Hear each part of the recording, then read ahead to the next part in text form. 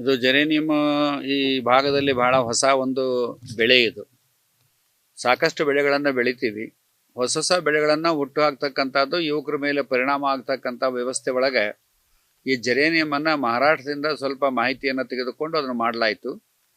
ಅವರು ಆಕಸ್ಮಿಕವಾಗಿ ಮಠಕ್ಕೆ ಬಂದಾಗ ಬೇರೆ ಬೇರೆ ಮಾತಾಡ್ತಾ ಇರ್ಬೇಕಾದ್ರೆ ಕೃಷಿ ಅಧಿಕಾರಿ ಆದ್ದರಿಂದ ಅವರು ಇದನ್ನು ಜೆರೇನಿಯಮನ್ನು ಹೊಸ ವಿಚಾರವನ್ನು ನಮಗೆ ಕೊಟ್ಟರು. ಆಮೇಲೆ ನಮ್ಮಲ್ಲಿ ಹನಗಡಕರ್ ಅಂತ ಹೇಳಿ ಒಬ್ಬರು ಪ್ರೊಫೆಸರ್ ಇದ್ದಾರೆ, ಅವ್ರಿಗೆ ಮರಾಠಿ ಚೆನ್ನಾಗಿ ಬರೋದ್ರಿಂದ ಅವ್ರನ್ನ ಟ್ಯಾಕಲ್ ಮಾಡಿ ಇದು ಹಾಕೋ ಪದ್ಧತಿಗಳು ಎಲ್ಲವನ್ನು ನಾವು ಮಾಡಿಕೊಳ್ತಕ್ಕಂಥ ವ್ಯವಸ್ಥೆಯನ್ನು ಮಾಡಿಕೊಂಡೆವು. 1 ಎಕರೆಗೆ ಇದಕ್ಕೆ ಸಸಿಗಳು ಬೇಕಾಗಿರೋದು ಅಂದರೆ 740 ಸಸಿಗಳು ಬೇಕಾಗ್ತಾವೆ 1 ಎಕರೆಯಲ್ಲಿ. ಅದನ್ನು ನಾವಿಲ್ಲಿ ಮಹಾರಾಷ್ಟ್ರದಲ್ಲಿ ನಾಗೂರ್ ಅಂತ ಒಂದದ, ಅವರಲ್ಲಿ ಒಂದು ಫ್ಯಾಕ್ಟ್ರಿನೂ ಹಾಕಿದ್ದಾರೆ. ಅದೆಲ್ಲವನ್ನು ನೋಡಿಕೊಂಡು ಬಂದು ನಮಗೆ ಮಾರ್ಕೆಟ್ ಅನುಕೂಲ ಆಗುತ್ತೆ ಅನ್ನೋ ಸಲುವಾಗಿ ನಾವು ಇದನ್ನು ಹಾಕಿ ಒಂದು ಪ್ರಯೋಗವನ್ನು ಮಾಡ್ತಕ್ಕಂಥ ವ್ಯವಸ್ಥೆಯನ್ನು ಮಾಡಿದ್ವಿ ನಾವೆಲ್ಲ. ಅದು ಒಟ್ಟು ಒಂದಕ್ಕೆ 7 ರೂಪಾಯಿ ಬೀಳ್ತಕ್ಕಂಥ ಒಟ್ಟು ವ್ಯವಸ್ಥೆ ಇದೆ. ಒಟ್ಟು 51,000 ರೂಪಾಯಿ ನಮ್ಗೆ ಇದರಲ್ಲಿ ಖರ್ಚು. ಆಮೇಲೆ ಕೂಲಿ ಆಳುಗಳು ಎಲ್ಲ ಹಿಡ್ಕೊಂಡು 28,200 ರೂಪಾಯಿ ಖರ್ಚಾಗ್ತಕ್ಕಂಥ ವ್ಯವಸ್ಥೆ ಬರ್ತದೆ ಮೊದಲನೇ ಸತಿ. 2ನೇ ಸತಿಗೆ 3ನೇ ಸತಿಗೆ ಬರೋದಿಲ್ಲ ಅಷ್ಟು, ಯಾಕೆಂದರೆ ಆವಾಗ ಆಳುಗಳು ಕಡಿಮೆ ಆಗ್ತವೆ. ಆಮೇಲೆ ಸಸಿ ತರೋದು ಮಾಡೋದು ಇದೆಲ್ಲ ಕಡಿಮೆ ಆಗ್ತದೆ. ಅದೇ ಸಸಿನೇ ಇರ್ತದೆ. ಡ್ರಿಪ್ ಕೊಡೋದ್ರಿಂದ, ಡ್ರಿಪ್ನಲ್ಲೇ ಔಷಧಿ ಕೊಡೋದ್ರಿಂದ ಭಾಳ ವ್ಯವಸ್ಥಿತವಾಗಿ ಅದು ಬೆಳೆಯುವಂಥ ವ್ಯವಸ್ಥೆ ಬರ್ತದೆ. ಒಂದು ಸತಿ ನಾವು ಅದನ್ನು ಹಚ್ಚಿದೀವಿ ಅಂತ ಹೇಳಿದರೆ ಸಂಪೂರ್ಣವಾಗಿ 3 ರಿಂದ 4, 5 ವರ್ಷಗಳವರೆಗೆ ನಾವು ಅದನ್ನು ಬೆಳೆಯನ್ನು ತೆಗೆದುಕೊಳ್ಳುವಂಥ ವ್ಯವಸ್ಥೆ ಬರ್ತದೆ. 1 ಎಕರೆಗೆ ಕಬ್ಬಿಗೆ ಸುಮಾರು 40-50 ಸಾವಿರ ರೂಪಾಯಿ ಬಂದರೆ ಇದು 80-82 ಸಾವಿರ ರೂಪಾಯಿ ಖರ್ಚನ್ನು ತೆಗೆದು ಉಳಿಯುವಂಥ ವ್ಯವಸ್ಥೆ ಬರ್ತದೆ. ಹೀಗೆ ರೈತನಿಗೆ ಇಂಥ ಒಂದು ಜೆರೇನಿಯಮ್ ಅನ್ನೋ ವ್ಯವಸ್ಥೆ ಭಾಳ ತುಂಬ ಚೆನ್ನಾಗಿ ಅನುಕೂಲವನ್ನು ಕೊಡ್ತಕ್ಕಂಥ ವ್ಯವಸ್ಥೆ ಬರ್ತದೆ. ಇದರ ಉಪಯೋಗ ಅಂತಂತ ಹೇಳಿದರೆ ಭಾಳಷ್ಟು ಜನ ಹಳೆ ಮೈಸೂರಲ್ಲಿ ಹೂವಿನ ಮಾಲೆಗೆ ಇದನ್ನು ಹಾಕ್ತಕ್ಕಂಥ ವ್ಯವಸ್ಥೆಯನ್ನು ಮಾಡ್ತಾರೆ. ಅಲ್ಲಿ ಅದಕ್ಕೆ ಪನ್ನೀರನ್ನು ಹೆಸರನ್ನು ಇಟ್ಟಿದ್ದಾರೆ ಅವರು. ಅಂದರೆ ಪನ್ನೀರ್ ಅಂದರೆ ಲಗ್ನದಲ್ಲಿ ಪನ್ನೀರನ್ನು ಗೊಜ್ತಾರೆ, ಘಮಾಸ್ತಾ ಇರ್ತದೆ ಅದು. ಅದೇ ದೃಷ್ಟಿಯಲ್ಲಿ ಇದನ್ನು ಮಾಲೆಗಳಿಗೆ ಹಾಕೋದ್ರಿಂದ ಆ ಮಾಲೆಗಳಲ್ಲಿ ಕೊಳ್ಳಲ್ಲಿ ಹಾಕ್ಕೊಂಡಾಗ ವಾಸನೆ ಬರ್ತಕ್ಕಂಥ ವ್ಯವಸ್ಥೆ ಬರ್ತದೆ. ಅದನ್ನೇ ಇಲ್ಲಿ ಜೆರೇನಿಯಮ್ ಅಂತ ಮಾಡಿದ್ರಿಂದ ಇದು ಮಾರ್ಕೆಟ್ನಲ್ಲಿ ಬಹಳಷ್ಟು ಅನುಕೂಲತೆಗಳಿರ್ತಕ್ಕಂಥ ವ್ಯವಸ್ಥೆ ಇದೆ. 1 kg ರಸಕ್ಕೆ 12,000 ರೂಪಾಯಿ ಸಿಗತಕ್ಕಂಥ ಒಂದು ವ್ಯವಸ್ಥೆ ಇದು. ಇದು ಯಾತಕ್ಕೆ ಹೋಗುತ್ತೆ ಅಂದರೆ ಈ ಸೋಪ್ಗಳನ್ನು ತಯಾರು ಮಾಡ್ತಕ್ಕಂಥ ಸುಗಂಧ ದ್ರವ್ಯ ಏನಲ್ಲಿ ಇಲ್ಲಿ ಬರುತ್ತೆ, ಮತ್ತೊಂದು ಬರುತ್ತೆ, ಇವೆಲ್ಲವನ್ನು ಕ್ರೀಮ್ಗಳಿಗೆ ಇದಕ್ಕೆ ಹಾಕ್ತಕ್ಕಂಥ ವ್ಯವಸ್ಥೆ. ಸೇಂಟ್ ನಾವೆಲ್ಲ ಹೊಡ್ಕೊಳ್ತೀವಿ, ಆ ಸೇಂಟ್ನಲ್ಲಿ ಮಿಶ್ರಣ ಆಗ್ತಕ್ಕಂಥ ವ್ಯವಸ್ಥೆ. ಹೀಗೆ ಇದು ಮಾರ್ಕೆಟ್ನಲ್ಲಿ ಬಹಳಷ್ಟು ಎಲ್ಲ ದೃಷ್ಟಿಯ ಸುಗಂಧ ದ್ರವ್ಯಗಳಿಗೆ ಬರ್ತಕ್ಕಂಥ ವ್ಯವಸ್ಥೆಯನ್ನು ಆಗ್ತದೆ. ಪೌಡ್ರ್ಗಳಲ್ಲಿ ಮಿಕ್ಸ್ ಮಾಡ್ತಾರೆ. ಹೀಗೆ ಎಲ್ಲ ಥರದ ವಿಚಾರಗಳನ್ನು ಮಿಕ್ಸ್ ಮಾಡೋದ್ರಿಂದ ರೈತನಿಗೆ ಇದು ಒಳ್ಳೆಯ ಮಾರ್ಕೆಟ್ ಸಿಗತಕ್ಕಂಥ ಒಂದು ವ್ಯವಸ್ಥೆ ಬರ್ತದೆ. ಮೊದಲನೇ ಸಾರಿ ಒಟ್ಟು ನಮ್ಗೆ 55,000 ರೂಪಾಯಿ ಬಂದದೆ. ಮೊದಲನೇ ಸಾರಿ ನಮಗೊಂದು 1,000-1,500 ಸ್ವಲ್ಪ ಹೆಚ್ಚು ಕಡಿಮೆ ಆಗ್ತದೆ. ಯಾಕೆಂದರೆ ಮೊದಲು ಅದು ತರೋದು ಕೊಡೋದು ಎಲ್ಲ ಇದಾಗುತ್ತೆ, ಅದರಿಂದ ಅದಾಯ್ತು ಅದು. ಅದಕ್ಕೋಸ್ಕರವಾಗಿ 2 ವರ್ಷ ಬೆಳೆ ಲಾಭದಾಯಕವಾಗಿ ಬರ್ತಕ್ಕಂಥ ಒಂದು ವ್ಯವಸ್ಥೆ. ಇದನ್ನು ನೋಡಿ ಭಾಳಷ್ಟು ಜನ ನಮ್ಮ ರೈತ ಯುವಕರು ಭಾಳಷ್ಟು ಜನ ಎಲ್ಲ ಇದನ್ನು ನೋಡಿ ಬೇರೆ ಬೇರೆ ಕಡೆ ಹಚ್ಚಿದಂಥ ಒಂದು ವ್ಯವಸ್ಥೆ ಈಗ ಆಗಿದೆ. ಅದನ್ನು ನೀವು ಈಗಾಗಲೇ ಇಂಟ್ರ್ಯೂ ತೊಗೊಂಡಿದ್ದೀರಿ ಅವ್ರನ್ನೆಲ್ಲ. ಅದಕ್ಕೋಸ್ಕರವಾಗಿ ಇದು ಒಂದು ಹಳ್ಳಿಯಲ್ಲಿ ನಮಗೆ ಜಮೀನು ಹೆಚ್ಚಿರೋದ್ರಿಂದ ಇಂಥವನ್ನ 1 ಎಕರೆ ನಾವು ಯಾವಾಗಲೂ ಪ್ರಯೋಗ ಮಾಡ್ತಾ ಇರ್ತೀವಿ. ಅಂದರೆ ಒಂದರಲ್ಲೇ ಕಬ್ಬಿನಲ್ಲೇ ಶೇಂಗಾದಲ್ಲೇ ಮತ್ತು ಉಳ್ಳಾಗಡ್ಡಿ ಇವೆಲ್ಲ ಪ್ರಯೋಗ ಮಾಡಿದ್ರೆ ರೈತರು ನೋಡಿ ಮತ್ತಿಗೆ ಅವರಿಗೂ ಆರ್ಥಿಕವಾಗಿ ಬೆಳೆಯುವಂಥ ಒಂದು ವ್ಯವಸ್ಥೆ ಬರ್ತದೆ. ಮಠಕ್ಕೂ ಆರ್ಥಿಕತೆ ಅನುಕೂಲ ಆಗ್ತಕ್ಕಂಥ ಒಂದು ವ್ಯವಸ್ಥೆ ಬರ್ತದೆ. ಅದಕ್ಕೋಸ್ಕರವಾಗಿ ಜೆರೇನಿಯಮನ್ನು ಹೊಸ ಪ್ರಯೋಗವನ್ನು ಮಾಡ್ತಕ್ಕಂಥ ಈ ಭಾಗದಲ್ಲಿ ಮಾಡಿದ್ದು ಭಾಳಷ್ಟು ಜನರಿಗೆ ಅನುಕೂಲ ಆಗಿದೆ, ಯುವಕರಿಗೂ ಅನುಕೂಲ ಆಗಿದೆ, ನಮಗೂ ಅದೊಂದು ಹೊಸ ಅನುಭವ ಬಂದಂತಾಗಿದೆ. ಅದಕ್ಕೋಸ್ಕರವಾಗಿ ಇಂಥ ಒಂದು ವ್ಯವಸ್ಥೆ ಹಳ್ಳಿಯಲ್ಲಿ ನಮ್ಮ ಯುವಕರಿಗೆ ಒಂದು ಚಾಲೆಂಜ್ ಆಗಿ ಕೆಲಸ ಮಾಡ್ತಕ್ಕಂಥ ಒಂದು ವ್ಯವಸ್ಥೆ ಬರ್ತದೆ. ಅದಕ್ಕೋಸ್ಕರವಾಗಿ ಈ ಒಂದು ಜೆರೇನಿಯಮನ್ನು ಶ್ರೀಮಠದಿಂದ ಬೆಳೆಯುವಂಥ ಒಂದು ವ್ಯವಸ್ಥೆಯನ್ನು ಮಾಡುವ ಪ್ರಯತ್ನವನ್ನು ಮಾಡಲಾಗಿದೆ.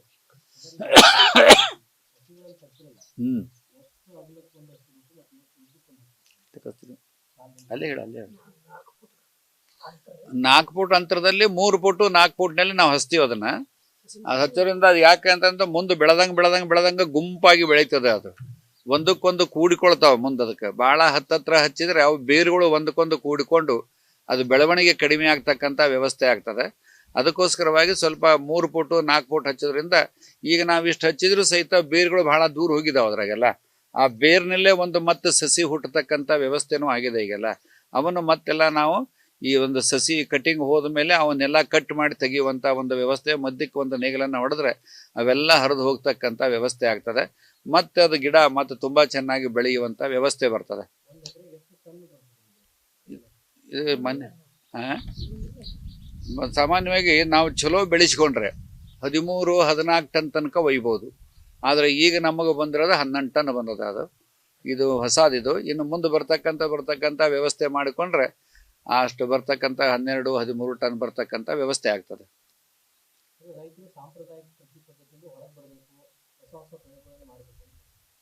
ಹೌದೌದು, ಅದೀಗ ಸಾಕಷ್ಟು ಹೊಸ ಪ್ರಯೋಗಗಳು ಬಂದಿದ, ಸಾಕಷ್ಟು ಸರ್ಕಾರದ ಅನುಕೂಲತೆಗಳು ಬಂದಿದ. ಅವನ್ನೆಲ್ಲ ಬಳಸಿಕೊಂಡು ಹೊಸ ಇಂಥ ಪ್ರಯೋಗ ಮಾಡೋದ್ರಿಂದ ಮತ್ತೆ ರೈತರಲ್ಲಿ ಆರ್ಥಿಕತೆ ತುಂಬ ಚೆನ್ನಾಗಿ ಆಗ್ತಕ್ಕಂಥ ವ್ಯವಸ್ಥೆ ಬರ್ತದೆ. ಈಗ ರೈತರಲ್ಲಿ ಹೊಸದು ಮಾಡ್ತಕ್ಕಂಥ ವಿಚಾರಗಳು ಈಗಿನ ಯುವಕರಲ್ಲಿ ಬರ್ತಾ ಇದೆ. ಅದು ಭಾಳಷ್ಟು ಜನ ಯುವಕರು ಭಾಳಷ್ಟು ಕಡೆ ನಾವು ನೋಡ್ತಾ ಇದ್ದೀವಿ. ಮೊದಲು ಒಂದು ಮನೆ ಕಟ್ಟಕ್ಕೆ ರೈತನಿಗೆ ಆಗ್ತಾ ಇದ್ದಿಲ್ಲ. ಈಗ ರೈತ ಬರೀ 5 ಎಕರೆ ಜಮೀನು ನಾವು ಬಹಳ ಉತ್ತಮವಾದ ಒಂದು ಮನೆಯನ್ನು ಕಟ್ಟಿಕೊಳ್ಳುವಂಥ ವ್ಯವಸ್ಥೆಯನ್ನು ಇವತ್ತು ನಾವು ನೋಡ್ತಾ ಇದ್ದೇವೆಲ್ಲ.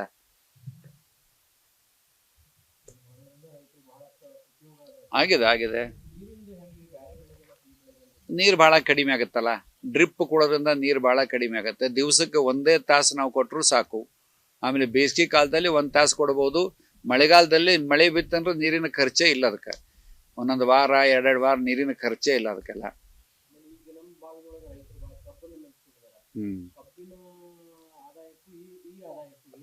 ಡಿಫ್ರೆನ್ಸ್ ಆಗತ್ತಲ್ಲ.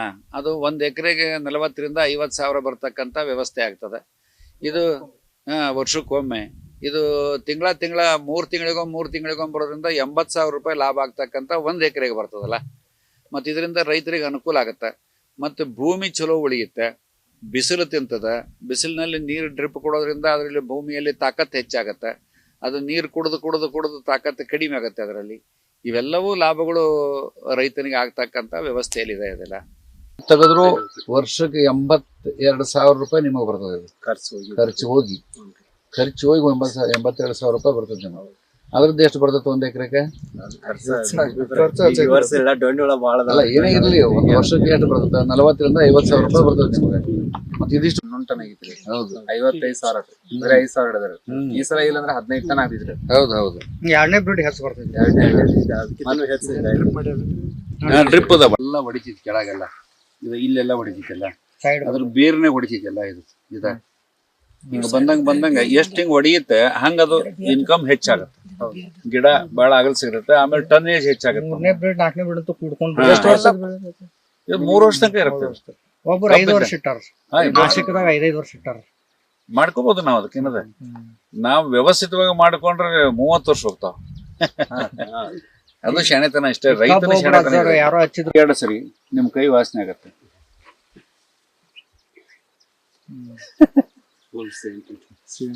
ಮತ್ತೇನ್ರಿ ಒಳ್ಳೆ ನಮ್ಗೆ ನೆಗಲ ಹೊಡಿಯೋದ್ರಿ, ಇದಾ ಮಾಡೋದ್ರಿ, ತೆನ್ನಿವಲ್ರಿ